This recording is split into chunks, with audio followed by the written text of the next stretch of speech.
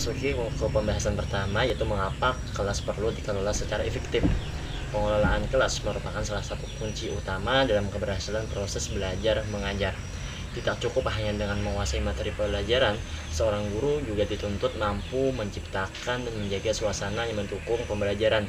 Kelas yang tidak terkelola dengan baik seringkali menghadirkan berbagai kendala seperti gangguan disiplin, kurangnya keterlibatan siswa, hingga rendahnya pencapaian hasil belajar. Oleh karena itu, pengelolaan kelas yang efektif menjadi hal yang sangat penting agar proses pendidikan dapat berjalan dengan lancar, terarah, dan memberikan pengalaman belajar yang bermanfaat bagi seluruh siswa. Beberapa alasan mengapa kelas perlu dikelola secara efektif. Adapun alasan mengapa kelas perlu dikelola secara efektif, alasannya pertama yaitu untuk menciptakan lingkungan belajar yang kondusif. Lingkungan belajar yang kondusif mampu menciptakan lingkungan kelas yang nyaman, aman, dan bebas dari gangguan. Suasana seperti ini membuat siswa merasa lebih dihargai dan diterima sehingga mereka dapat belajar tanpa rasa cemas atau takut. Lingkungan yang kondusif juga mendorong siswa untuk lebih fokus dan berkonsentrasi pada materi yang disampaikan. Ketika ruang kelas yang terasa teratur, bersih, dan positif, proses belajar pun berlangsung dengan lebih efektif. Alasan yang kedua yaitu untuk meningkatkan keterlibatan siswa. Pengelolaan kelas yang efektif menciptakan suasana yang dinamis dan interaktif. Guru yang mampu mengatur pembelajaran dan melibatkan siswa secara aktif akan mendorong mereka untuk lebih partisipatif. Dengan begitu, siswa tidak hanya menjadi pendengar pasif, melainkan mereka turut membangun pemahaman mereka melalui interaksi antara guru dan murid. Alasan yang ketiga yaitu memaksimalkan waktu pembelajaran. Waktu belajar di kelas sering terbatas, oleh karena itu pengelolaan yang baik sangat diperlukan agar setiap menit dapat dimanfaatkan secara optimal. Guru yang mampu mengatur jadwal serta mengantisipasi potensi gangguan akan mengurangi waktu yang terbuang. Dengan demikian, seluruh rencana pembelajaran dapat terlaksana sesuai target dan siswa memperoleh pengalaman belajar yang utuh tanpa merasa terburu-buru. Alasan yang keempat yaitu untuk mendorong perkembangan karakter siswa. Melalui pengelolaan kelas yang terstruktur, guru tidak hanya mengajarkan pengetahuan tetapi juga membentuk karakter siswa. Nilai-nilai seperti disiplin, tanggung jawab, kerjasama, dan rasa hormat kepada orang lain dapat ditanamkan dalam setiap kegiatan kelas. Ketika aturan kelas ditegakkan secara konsisten dan adil, siswa belajar untuk menghormati aturan, mengelola diri sendiri, serta kerjasama. Bagaimana lingkungan fisik kelas yang bagus? Di sini kami ada 3 model duduk kelas. Yang pertama, 1. Tempat duduk tradisional, yaitu di mana murid menghadap guru dan papan tulis. Yang ini memiliki beberapa manfaat, seperti memudahkan guru dalam mengelola kelas dan menjaga ketertiban. Model ini cocok untuk gaya belajar yang berpusat pada guru, di mana guru berperan sebagai sumber utama pengetahuan. Yang kedua, tempat duduk model meja bundar atau round table. Manfaatnya terutama dalam meningkatkan partisipasi siswa dan menciptakan suasana diskusi yang lebih egaliter. Dengan meja bundar, semua siswa dapat saling melihat dan berinteraksi dengan mudah, sehingga mendorong partisipasi aktif dalam diskusi. Yang ini meningkatkan keterampilan sosial. Interaksi yang lebih intens dalam lingkungan meja bundar dapat membantu siswa mengembangkan keterampilan sosial seperti komunikasi, kerjasama, dan empati. Yang ketiga, tempat duduk berbentuk O. Manfaatnya terutama dalam meningkatkan interaksi siswa dengan guru dan antar murid, serta menciptakan suasana kelas yang lebih kondusif. Tata letak ini memungkinkan semua siswa untuk berhadapan langsung dengan guru dan memudahkan guru untuk berinteraksi serta memantau siswa secara individual. Jadi di belakang kelas terdapat beberapa fasilitas-fasilitas, termasuk pojok baca, yang mana pojok baca ini bisa meningkatkan minat baca siswa, meningkatkan kemampuan literasi, mengembangkan imajinasi dan kreativitas, dan meningkatkan pengetahuan. Lanjut, di belakangnya juga ada majalah dinding atau mading, yang mana ini bisa meningkatkan kemampuan menulis siswa, meningkatkan rasa percaya diri, dan meningkatkan kemampuan kerjasama. Lanjut ke pojok berikutnya yaitu depan kelas, yang mana di depan kelas ini terdapat sebuah papan tulis. Papan tulis memungkinkan guru untuk menyampaikan materi pelajaran secara visual dan interaktif, dan juga dapat membantu siswa memahami materi pelajaran dengan lebih baik melalui catatan dan ilustrasi, dan juga dapat digunakan sebagai alat komunikasi antara guru dan siswa serta antara siswa itu sendiri. Di samping papan tulis terdapat jadwal belajar, yang mana jadwal membantu guru dan siswa mengatur waktu pembelajaran dengan efektif, membantu siswa memahami pentingnya kedisiplinan waktu dan mengikuti rutinitas. Dan juga jadwal pelajaran ini memungkinkan guru untuk memaksimalkan waktu pembelajaran dan pencapaian tujuan pembelajaran.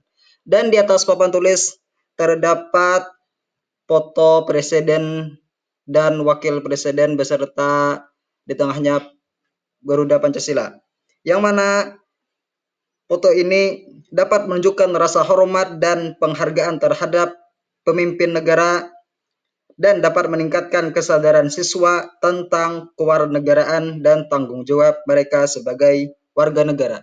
Dan di atas, di langit-langit kelas terdapat lampu, yang mana lampu ini dapat memastikan bahwa kelas memiliki pencahayaan yang cukup sehingga siswa dapat melihat dengan jelas. Dan juga lampu dapat membantu siswa fokus dan memperhatikan materi pelajaran dengan baik. Dan di dinding samping kelas terdapat beberapa kipas angin, yang mana kipas angin ini meningkatkan kenyamanan siswa dengan mengurangi rasa panas dan kelembaban di kelas, dan mengurangi kelelahan dan stres pada siswa dan guru. Dan di dekat kipas angin ada ventilasi udara, yang mana meningkatkan kualitas udara, meningkatkan kenyamanan, dan mengurangi risiko kelelahan untuk bisa bernapas. Dan terdapat juga jendela, yang mana memungkinkan cahaya alami masuk ke dalam kelas sehingga mengurangi kebutuhan akan pencahayaan buatan. Dan juga di depannya itu ada meja guru sebelah kiri, yang mana memungkinkan guru untuk lebih bisa melihat kepada murid-muridnya. Baiklah, lanjut pada materi yang ketiga, yaitu bagaimana cara menciptakan lingkungan yang positif untuk pembelajaran. Yang pertama, menciptakan lingkungan yang nyaman dan aman. Bayangkan jika sebuah lingkungan yang mana siswa tidak diejek-ejek atau diolok-olok saat bertanya ataupun menjawab pertanyaan, meskipun jawaban yang diberikan oleh siswa itu adalah salah. Ini merupakan lingkungan yang nyaman secara emosional. Yang kedua, menciptakan hubungan yang baik. Membuat hubungan yang baik antara siswa dan guru, karena guru itu harus peduli kepada muridnya. Ia tahu apa yang mereka suka dan apa yang ia perlukan, karena ini akan membuat murid akan merasa dihargai. Dan hubungan baik antara sesama murid, karena ini bisa melatih siswa bekerja sama dan saling menghargai. Yang ketiga, melibatkan murid dalam belajar, yang mana misalnya ini bisa membiarkan siswa memilih materi yang ingin mereka pilih dan mempresentasikannya dengan gayanya sendiri, karena ini bisa membuat siswa merasa andil dalam pembelajaran. Yang keempat, membuat suasana belajar yang menyenangkan, seperti membuat video ataupun membuat game-game interaktif, karena ini bisa membuat pembelajaran tidak merasa membosankan dan akan membuat semangat siswa meningkat saat pembelajaran. Bagaimana cara menjadi komunikator yang baik sebagai guru?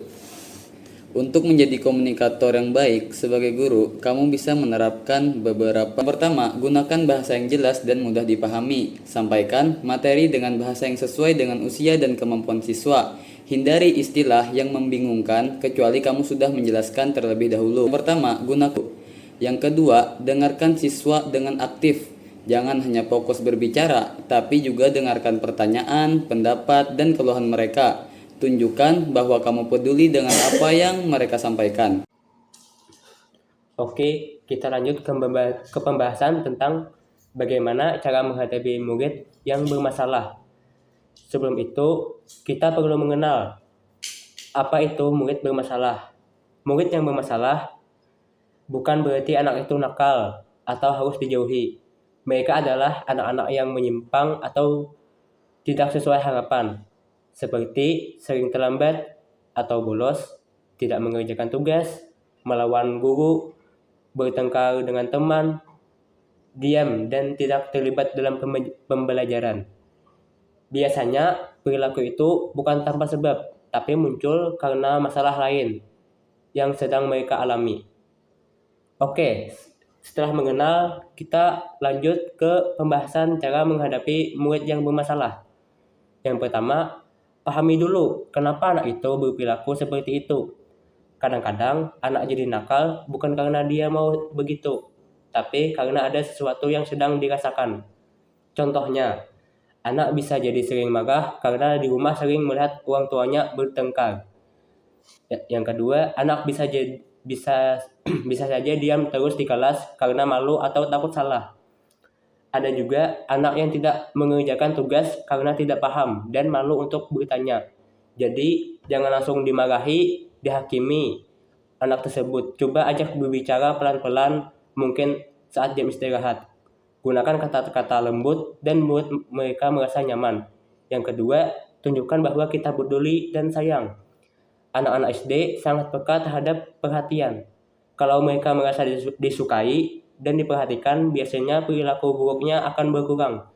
Misalnya, kita memuji dengan hal-hal kecil, seperti, wah, kamu sudah lebih rapi dari sebelumnya. Saya senang. Pujian kecil seperti ini membuat anak merasa dihargai dan semangat untuk berubah. Yang ketiga, tegas. Tapi jangan galak. Sebagai guru, kita tetap harus menegakkan aturan, tapi cara menyampaikannya juga harus disesuaikan dengan usia anak. Jangan membentak dan memarahi. Yang keempat, ajak kerjasama orang tua. Kalau ada anak yang terus-menerus berperilaku menyulitkan, kita bisa undang orang tua bicara baik-baik. Tapi tujuannya bukan untuk menyalahkan, melainkan untuk mencari jalan keluar bersama. Misalnya, jika anak sering tidur di kelas, mungkin di rumah tidurnya selalu malam. Jika sering ribut, bisa jadi tidak ada waktu bermain di rumah. Dengan kerjasama guru dan orang tua, bisa mendukung pengembangan anak dari dua sisi. Yang kelima, berikan anak kepercayaan dan tanggung jawab kecil. Anak-anak akan merasa lebih percaya diri dan bangga jika diberi tugas atau tanggung jawab kecil. Misalnya, menjaga papan tulis, membagikan buku, menjadi pemimpin barisan saat pulang. Tugas-tugas ini membuat anak-anak merasa aku dipercaya dan bisa membantu mengurangi perilaku negatif. Yang terakhir atau yang keenam, bersabarlah karena perubahan itu butuh waktu. Kita harus bersabar. Anak usia SD belum bisa langsung berubah hanya karena satu kali nasihat saja. Tapi kalau kita konsisten dan sabar terus-menerus, perlahan-lahan anak itu akan berubah.